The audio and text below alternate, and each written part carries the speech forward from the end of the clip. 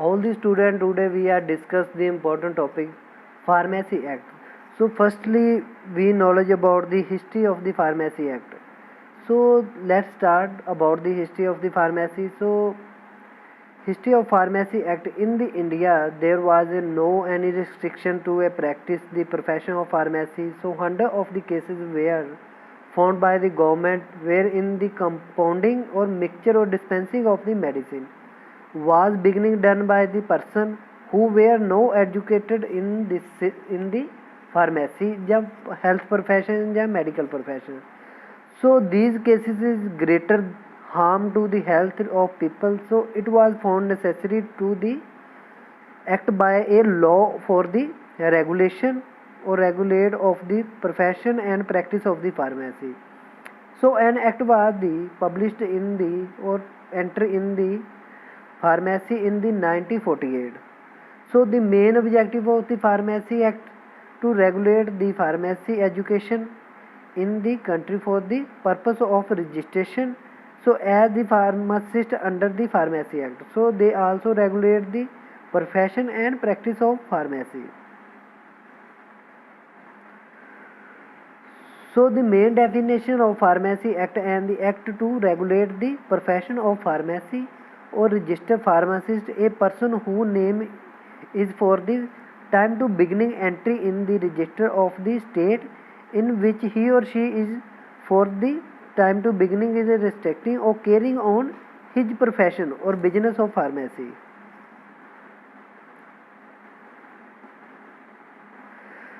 So next one is the Center Council. So Center Council meaning the Pharmacy Council of India constituted under the Section 3. So Center registered. So Center registered mean the register of pharmacists maintained by the Center government under Section 50A. So registered pharmacist, who is the registered pharmacist?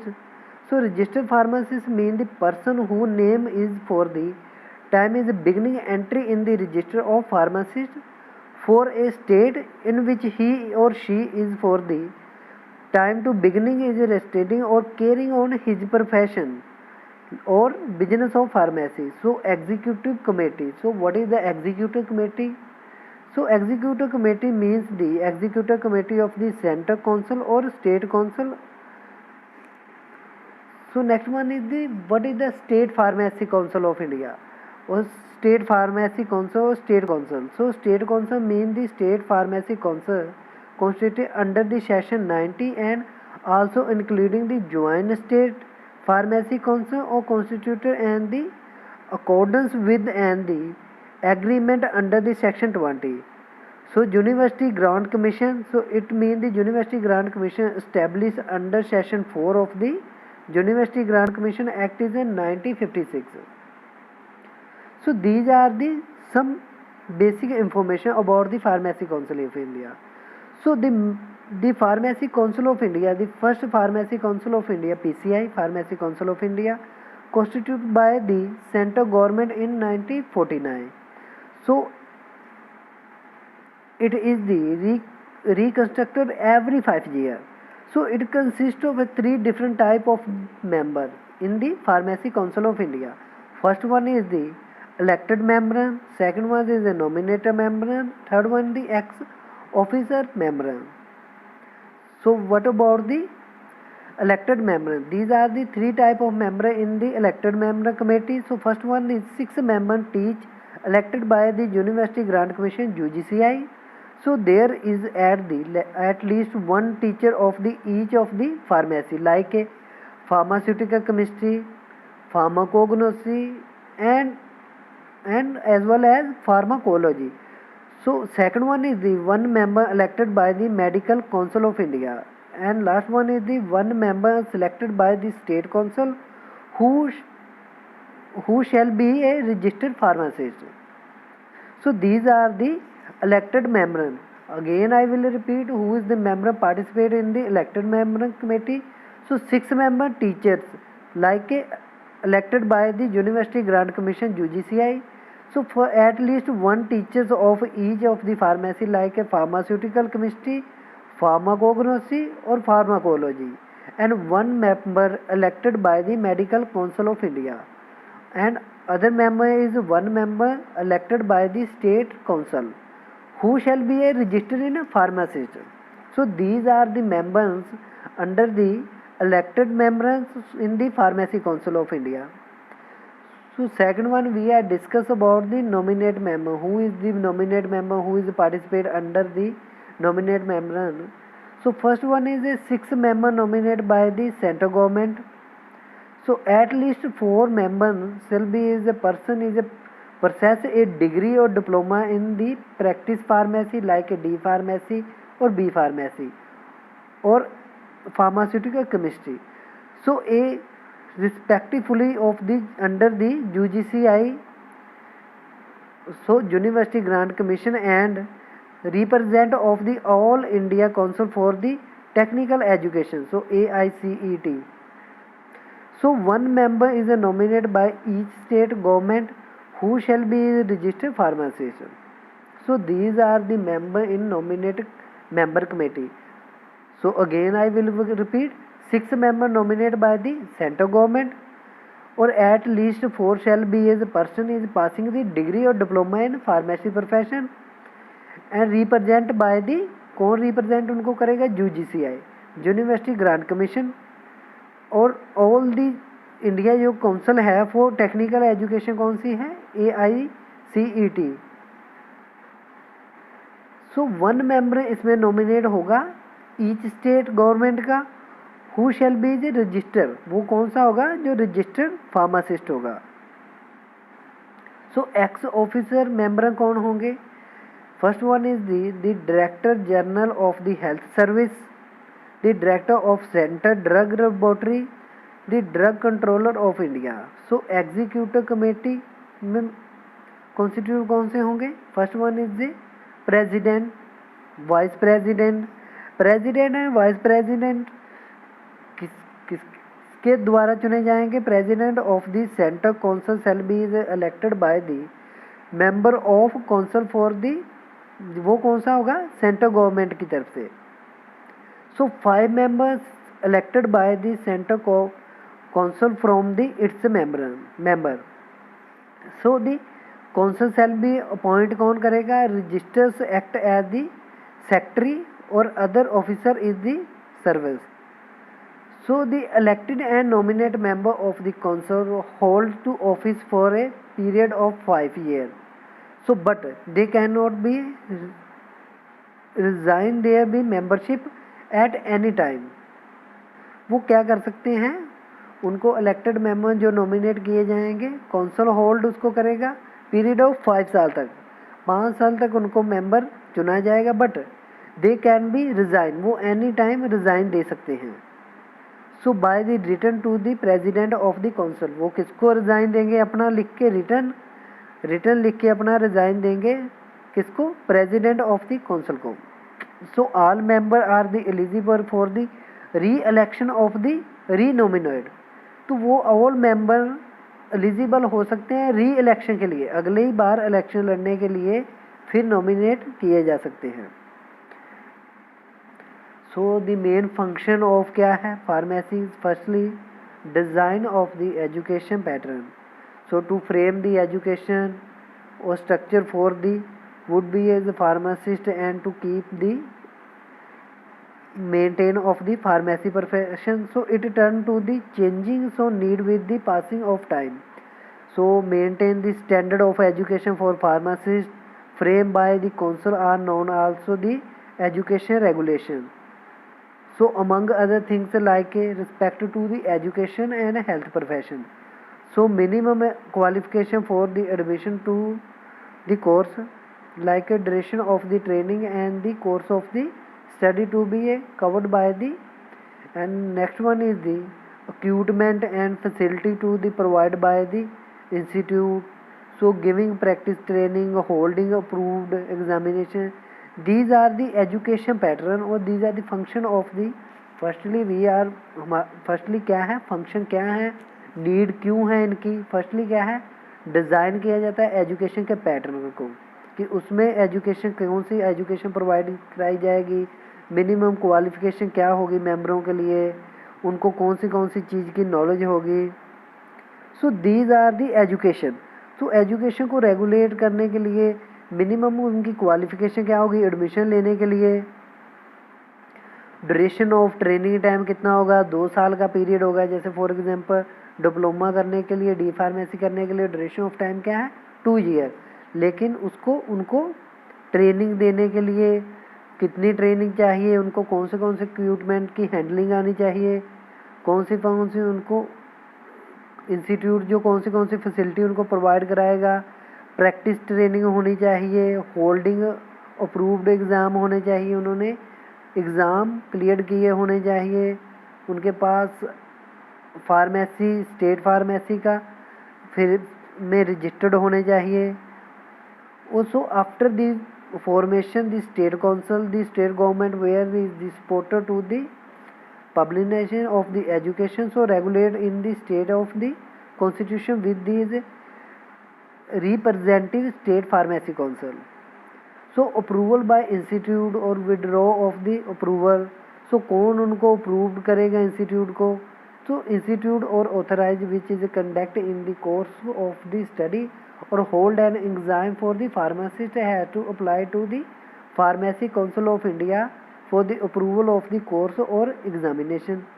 So institution और institute और college या education जो institute हैं जिन्हों में conduct करवाई जाती हैं स्टडी स्टूडेंट को प्रोवाइड जाती हैं study like health profession like D pharmacy, B pharmacy, nursing और अदर प्रोफेशन कोर्स। तो बात हम कर रहे हैं फार्मेसी की। तो जैसे कि डी फार्मेसी के लिए इंस्टीट्यूट को कहाँ से अप्रूवल लेनी पड़ेगी और स्टूडेंट के एग्ज़ाम कंडक्ट कराने के लिए कौन सी फैसिलिटी स्टूडेंट को प्रोवाइड कराएंगे। सो इंस्टीट्यूट और अथॉरिटी विच भी conduct the course of the study so hold and the examination for the pharmacist has been to apply the Pharmacy council of India. किसके कहाँ अप्रूवल करेंगे, Pharmacy council of India for the approval of course और examination के लिए। Institute कहाँ करेंगे apply, Pharmacy council of India में for the approval of किसके लिए, कोर्स की अप्रूवल के लिए और एज वेल एज एग्जामिनेशन को कंडक्ट करवाने के लिए। So the council may be depute is the inspector to visit the institute to check. वो क्या करेगा, चेक करेगा। एक काउंसिल जो है वो क्या करेगा, डिपोर्ट करेगा एक इंस्पेक्टर को और एक इंस्पेक्शन को विजिट करवाएगा इंस्टीट्यूट में चेक करने के लिए उनकी फैसिलिटी को, रिक्वायरमेंट को, ट्रेनिंग कैसे करवाते हैं, imparting of training, so holding examination, so all the regulation वो चेक करेगा। क्या इंस्टीट्यूट बच्चों को एजुकेशन प्रोवाइड करवा रहा है, क्या उनके पास फैसिलिटी है, बच्चों को ट्रेनिंग देने के लिए कौन से इक्विपमेंट हैं, कौन से इंस्ट्रूमेंट हैं, वो ऑल द इंस्ट्रूमेंट चेक करेगा जो काउंसिल फार्मेसी काउंसिल की तरफ से रिपोर्ट किया जाएगा। एक इंस्पेक्टर जो विजिट करेगा इंस्टीट्यूट में और चेक करेगा prescribed by facility for the imparting training के लिए, होल्डिंग एग्जामिनेशन के लिए। सो एंड नेक्स्ट क्या करेगा, it may also to require the inspector to attend any examination to जज of standard without the interfering with the its conduct. So inspector then the report to the council. So वो inspector क्या करेगा, exam करेगा without interfering किए हुए, बिना interfering किए हुए जज करेगा स्टैंडर्ड क्या है एजुकेशन इंस्टीट्यूट का, और रिपोर्ट किसको करेगा, काउंसिल को। कौन से, फार्मेसी काउंसिल को। So if no is a report to the inspector the council is the satisfied then it is given to approver to it. So then it said to a course or examination shall be is demarcated by the approved by the qualification for the registered and pharmacist under the act. So then क्या होगा, pharmacist को register किया जाएगा after examination, clear examination के बाद वो pharmacist state की तरफ से भी रजिस्टर हो जाएगा और सेंट्रल गवर्नमेंट की तरफ से भी रजिस्टर हो जाएगा under the act of the pharmacy act के। So if any approved course of the study or examination does not be continued to be in the conformity with the education regulations, so then the council is withdraw the approval. So maintainer of the center register of the pharmacist कौन से maintains किए जाएंगे central register of the pharmacist के लिए, like a first one is the under the provision of the pharmacy act is 1976. So the Pharmacy Council of India is the required to maintain the register. So continually वो क्या करते हैं, name of the all person register at the pharmacist in a different state वो क्या करेंगे, maintain करने के लिए सेंट्रल रजिस्टर ऑफ फार्मासिस्ट के लिए जो एक्ट पास हुआ था 1976 में, फार्मेसी काउंसिल ऑफ इंडिया को रिक्वायर्ड थी मेंटेन करने के लिए रजिस्टर. सो वो नेम लेते हैं of all the person register at the pharmacist in a different state से, जो अलग अलग स्टेट से उनके नाम लिए जाएंगे. So register has to be maintain the register of the central council of India and has to be is for, उसको क्या करेंगे वो रिवर्स करेंगे, स्टेबल करेंगे फॉर किसके लिए, टाइम टू टाइम के लिए, एंड पब्लिश कर देंगे in the gazette of India. किसमें, गजट ऑफ इंडिया में.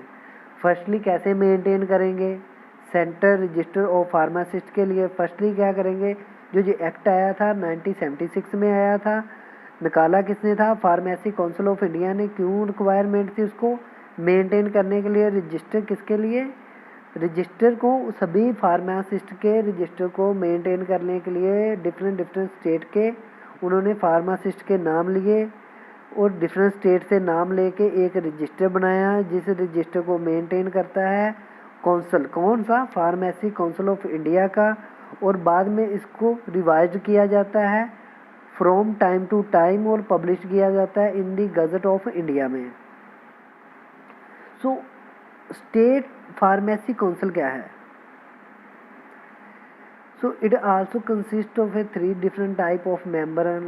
आई ऑलरेडी टोल्ड यू कि फार्मेसी काउंसिल ऑफ इंडिया में कौन से मेंबर होंगे. First one is the elected member, second one is the nominate member और last one is the ex office. तो state pharmacy council में भी 3 मेंबर होंगे, इलेक्टेड मेंबर, नॉमिनेट मेंबर और एक्स ऑफिसर. तो इसमें इलेक्टेड मेंबर कौन से होंगे, first one is the 6 member elected from the amongst by the register pharmacist of the state. 6 member होंगे इलेक्टेड बाय किए जाएंगे अमंगस्ट बाय द जो रजिस्टर्ड होंगे फार्मासिस्ट ऑफ स्टेट के लिए.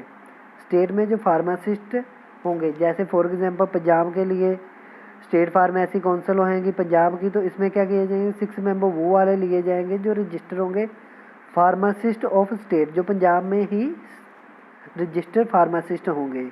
अगर बात करें हम यूपी बिहार की, जम्मू की या किसी और स्टेट की, तो वो वहीं के स्टेट के फार्मासिस्ट रजिस्टर्ड होंगे, फार्मासिस्ट वहीं के. So next one is the 6 member, again I will repeat, 6 member होंगे elected from the amongst by registered pharmacist of state. Next one is the 1 member of elected by the medical council of state. So 1 member कौन सा होगा, जो member रह चुका होगा किसका, medical council of state का. और इसमें second one is nominate member कौन से होंगे, 5 member of at least 3 shall be is possessing a degree और diploma in the pharmacy. 5 member जो होंगे एट लीस्ट उनमें से जो 3 होंगे वो बिलोंग करते होंगे फार्मेसी प्रोफेशन को, और ही और she have be done the degree in pharmacy like a diploma and as well as degree. So he have goted a degree in pharmacy profession like a diploma degree D pharmacy and on the other hand B pharmacy. Degree और diploma होना चाहिए pharmacy का, और pharmaceutical chemistry to be register और pharmacist उनके पास, मतलब pharmacy health को प्रोफेशन को बिलोंग करते होने चाहिए और रजिस्टर होने चाहिए फार्मासिस्ट किसमें, स्टेट में. सो नॉमिनेट बाय किए जाएंगे स्टेट गवर्नमेंट की. और last one is the ex officer member कौन होगा, chief administration medical officer of the state. Ex officer में मेंबर में कौन होगा, first one is the chief administration medical officer होगा of the state the. Second one government analytic nominate by किया जाएगा state government की तरफ से under the drug and cosmetic act in 1940 के द्वारा. और office is the charge of a drug controller.